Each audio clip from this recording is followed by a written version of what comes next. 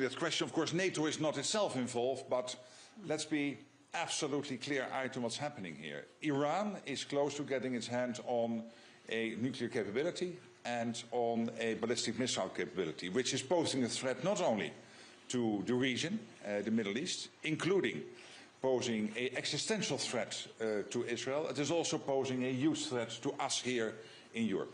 We also know that Iran, as an exporter of chaos, has been responsible over decades now for terrorist attacks, assassination attempts. I can tell you from my own experience in my own country, where members of the Iranian diaspora have been under threat from the Iranian regime. And I'm talking about the regime here, not about the Iranian people.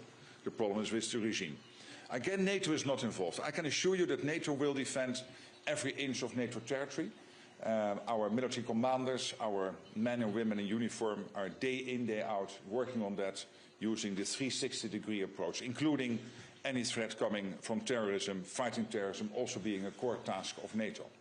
But degrading Iran's nuclear capability, degrading Iran's missile capability, the fact that Khamenei is now gone, who is responsible for only this year thousands, potentially 10,000 of people dying, because of the Iranian regime when people were starting to protest against the regime in January. We have seen all that. So I think we are all better off with him gone and with the nuclear and ballistic capability being beaten and degraded as it is as we speak. Да.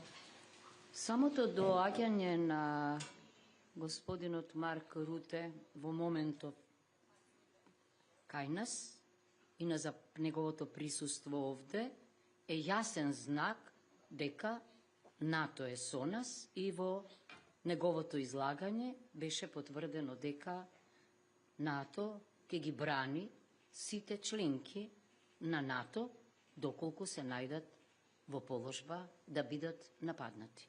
Тоа е првото. Второто, јас не би можела да ви одговорам што ќе се случи ако НАТО интервенира во регионот, каде што сега се водат војните, бидејќи знаеме дека НАТО го ја штити територијата на своите членки, значи било каков разговор за активности на НАТО не може да се води само со изјава на еден представник на земја на НАТО, туку во рамките на НАТО сојузот заедно и веројатно сите чекори на НАТО врзани за активностите ќе бидат утврдени по заедничка расправа за нив.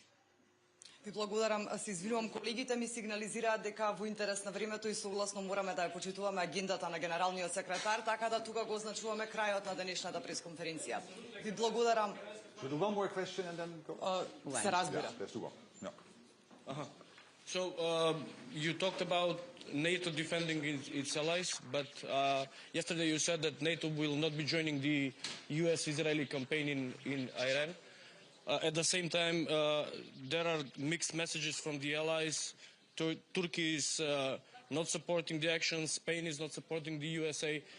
President Donald Trump asked of NATO to join the operation. You refused. Is there unity among the alliance? Did not ask for NATO to join, so that's not true. This is clearly a campaign which is led by the US and Israel. And what we are seeing is that many allies are providing key enabling support.